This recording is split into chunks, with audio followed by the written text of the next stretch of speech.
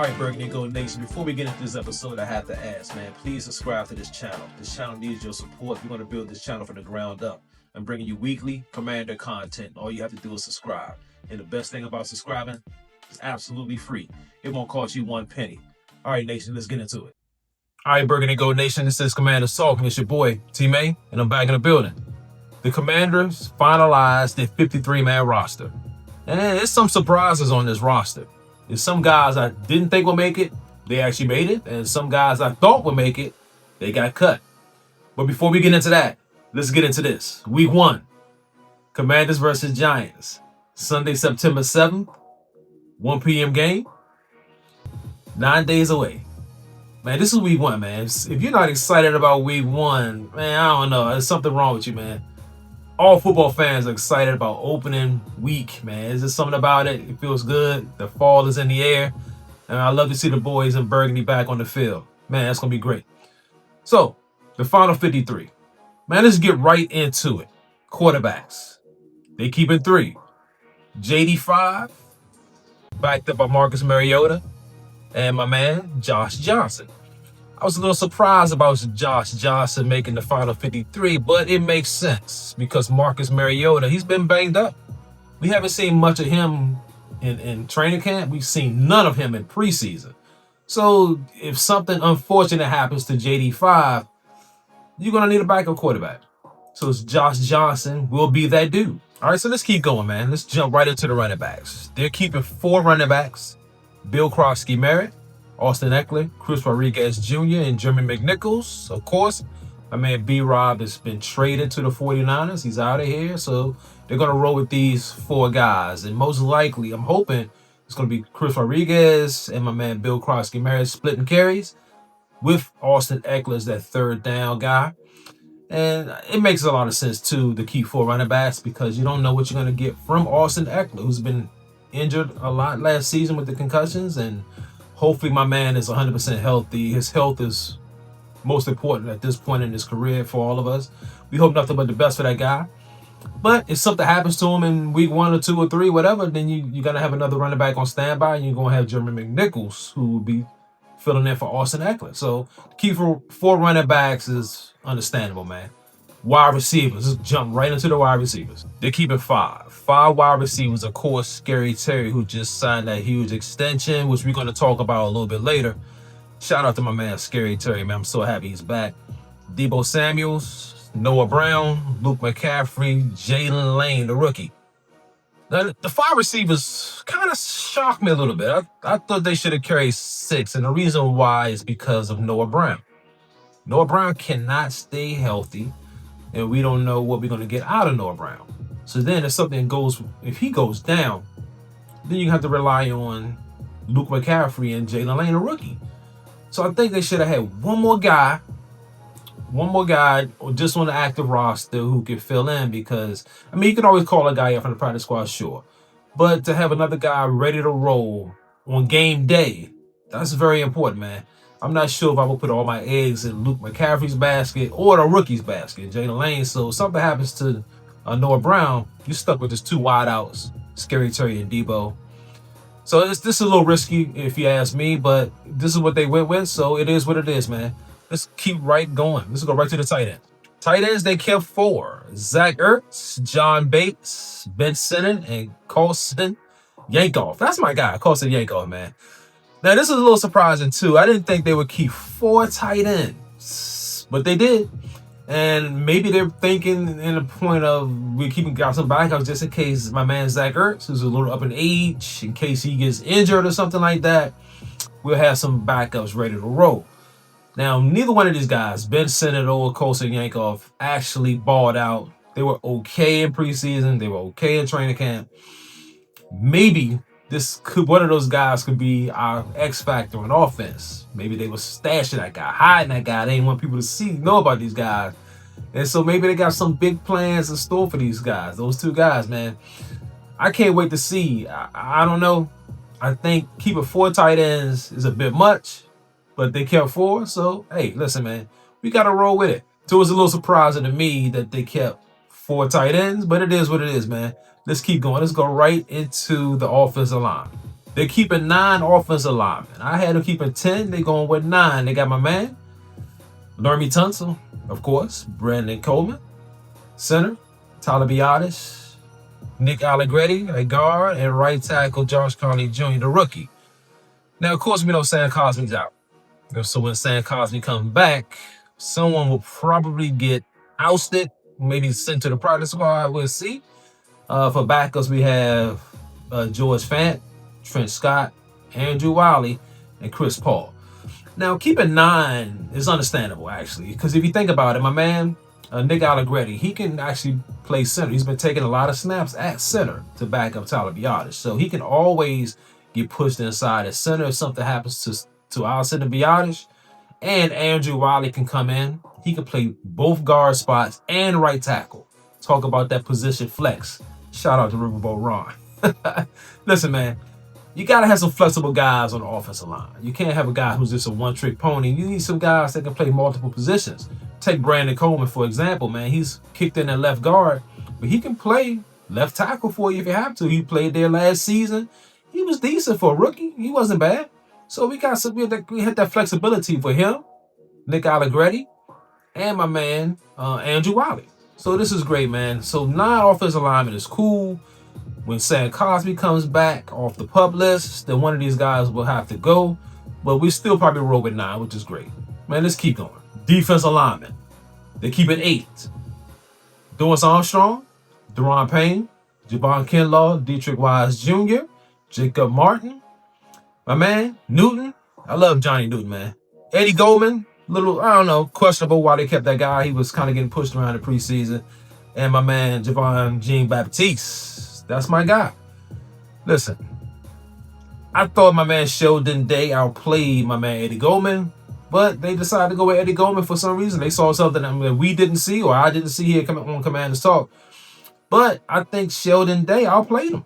I think he deserved a spot. He made it to the practice squad, but I think he should have been ahead of my man Eddie Goldman. So it is what it is, man. They're rolling with 8. We'll see how that work out for us, and hopefully we can get some pass rush out of my man Dietrich Wise and Doris Armstrong. Now, they did cut my man Cleveland Farrell. I thought that was kind of surprising, too. I thought he would make the final 53. He had that experience from last season. He played pretty well last season. But for some reason, this year, he didn't make the cut, man. He's out of here. So it is what it is, man. They're going with 8 defensive linemen. Let's keep rolling, man. Linebacker. They're going with 7 linebackers. My man, Frankie to the Louvu. That's my guy. B. Wagner, Von Miller, of course, Jordan McGee. Now, they're going with the 2 rookies from UCLA, Drano and my man Coho. Hey, they see something in these 2 dudes, man. They really do. And, hey, whatever they see, I'm down with it because they got the youth movement. You need these young guys to, back up these older guys. And Jordan McGee, he was hurt all last season, so we don't know what we're going to get out of him. And Von Miller is a situational type football player, man. He's a pass rush guy. He's not going to do much for you at the linebacker. He's not going to cover anybody. He's not going to stop the run. He's a situational pass rusher. Hopefully he can go and get you 10 sacks this season. That's why he's here. My man Nick Ballore is in the building too. They kept him. He's a special team ace, so I understand exactly why they kept him on the squad. They're going with 7 linebackers, man. I love it, man. Let's just keep rolling, man. Defensive backs. They keep it 10. And I thought they would keep 10. All these guys I thought they would keep around, and they did. My man, the rookie, corner Trey Amos, Will Harris, Quan Martin, Marshawn Lattimore, my man Mikey, Jonathan Jones, Revo, definitely keep that guy around, Tyler Owens, Percy Butler, and my man Noah I. Now, there's been some buzz that they were thinking about trading Noah I. There's some teams that's been acquiring about Noah I. And anytime some teams have multiple interests in a guy, hey, you have to listen because you never know. They may offer you a 4th round draft pick or something weird for Noah I. Hey, you have to take that. You have to. This is a guy, Noah I hope he stay around. I don't want him to trade Noah I, man, because this makes our cornerback room and our defensive back room so deep. Just by trading this one guy, you thin it out a little bit. I want them to keep Noah around, but at the same time, if someone offers a 4th or 5th round pick for him, I would probably go ahead and trade him. And it'll give him an opportunity maybe to start somewhere. So that'd be great for him too. You gotta look out for your guys sometime, man. And they give us a draft pick for, hey, I'll take it every time. So we keeping 10 defensive backs, and I love it, man. Let's keep right going to special team. Of course, we got the 3, my man, the punter, Tress Way, that's my guy. Long snapper, Tyler Ott, and kicker, Matt Gay. And listen, man, Matt Gay has to do better. He has to do better. I'm a little nervous right now. Matt Gay, what he was showing me through the preseason and training camp and that kind of stuff, he's missing some should be some bunnies, man, some layups. He's been missing them. So I'm a little nervous. I'm hoping that's just something mechanical with this guy. Maybe he's trying a different stance or trying a different way to kick the ball. Listen, he has to hit those, man. 50 and then 55. The double nickels and in, he has to nail those. We need that, man. We can't have a guy, if that's the point, we should have traded for. We could have just kept Zane Gonzalez. He can miss kicks. He did a great job of missing kicks for us. So why we bring this guy in and he's missing kicks? It makes zero sense to me. I'm hoping this guy was just out there in training camp and preseason, trying some different things with his kicking motion. And hopefully he'll get it together by week 1. We're gonna need this guy down the stretch, no doubt about it, man. So that's the final 53. Hate it or love it, man. I mean, I think some guys they probably should have let go, they kept, and some guys they let go. I thought they should have kept, but it is what it is, man. We got to go with this final 53. This is who we brought to the dance right now for week 1, and we're gonna have to roll with it. So who made that practice squad though? Let's switch gears for a minute and talk about the practice squad. So as you can see here, this is your practice squad for the Washington Commanders 2025. My man Sam Hartman, you figure that. Ja'Cory Brooks, hopefully he'll get called up sooner rather than later. Lawrence Kager, you got my man Jacoby Jones, he made the practice squad. And Chris Moore, another wide receiver. Michael Dieter, I thought he should have probably made that final 53, but nope. My man Timothy McKay, offensive guard. So you do have some depth at the offensive line on the practice squad, which is cool. Jalen Holmes, defensive end. Ricky Barber, defensive tackle. I thought he played pretty good, though. I want to see more of this guy, too. Ricky Barber, I thought he was going to be a menace when they signed him in the offseason. They brought him in as an undrafted free agent. I want to see this guy do some stuff, man. I think he got more. I think he can give us a little bit more than what he gave us in the preseason and in training camp. So we'll see. Keep your eye on that guy, Ricky Barber. My man Sheldon Day made it to the practice squad. Linebacker TJ, I'm not going to try to pronounce his last name. I'm not going to screw that up for him. No disrespect. Cornerback Antonio Hamilton Jr. and cornerback Carlin Vigors, who was kind of getting toasted out there a little bit, but he is a rookie, man, and being on the practice squad should be able to allow this guy to grow and mature a little bit, and hopefully he can end up being a decent cornerback, at least a backup for us in the future, man. And also we got safety Robert McDaniels. So that is your practice squad for 2025, man. All right, so let's switch gears for 1 minute. We got to talk about some jersey numbers. We got some players to switch jersey numbers. And this is typical this time of season. When after cut down day, some numbers become available. You got some guys that made the team. They're like, shoot, man, I want to upgrade my number. I had my eye on that number, so now it's the time for me to get it. So let's talk about some of these jersey numbers. Marcus Mariota, he's going with the number 8. I like that number on him, man. I think he wore 8 before. He switched to 0, then he ended up giving that to Mikey. So he's going back to number 8. And my man Tyler Owens, the safety, he's going with 18. I don't know, man. I kind of like that 40 on him because he's a bigger dude. And that 40 actually looked kind of intimidating when you see him out there with that number 40 on in that backfield. I kind of like that number better, but he's going with the number 18. My man George Fant, he's going with the number 77. All right, that's cool. Kosa Yankov, he had 41, which is kind of weird. That's a weird number. He's going with the number 80. I like that. Javon Kinlaw, he is changing numbers. He's going with 99. I think that's what he wore in San Fran, I think he wore that in San Francisco. He's going with the number 99. So I like that number on him because he's a big dude. I think he was wearing 52 or 54 or something like that. Something weird. And that looked kind of weird on him. But this 99 is going to look pretty good on my man Javon Kinlaw. And one of the stars of the team right now, Bill Crosby Merritt, he's going with number 22. He was wearing 32. He's going with 22 now. I like that 22 on him. I really do. That 32 just look kind of odd because he's a smaller dude. And he, with that number 32, he just look kind of weird. 22 is gonna be a much better look on Bill Crosby Merritt. I like that look on him, man. So I'm happy to see this right here. These jersey numbers. I kind of like all of them except Tyler Owens. Tyler Owens, man, go back to that 40, man. That looks so much better on you, man. No doubt about it. All right, so there's your updated jersey numbers, and we might have some more guys that's going to switch jersey numbers soon. I think there's a cutoff of when you can actually do it. So I think they're going to have, if they want to, they better hurry up and get that jersey number put in. So Terry McLaurin, we already talked about Terry. Scary Terry signed his contract extension. But what are the details of that contract? Well, we have the details of that contract extension right here on Commanders Talk, and we're going to talk about it, man. Let's get right into it.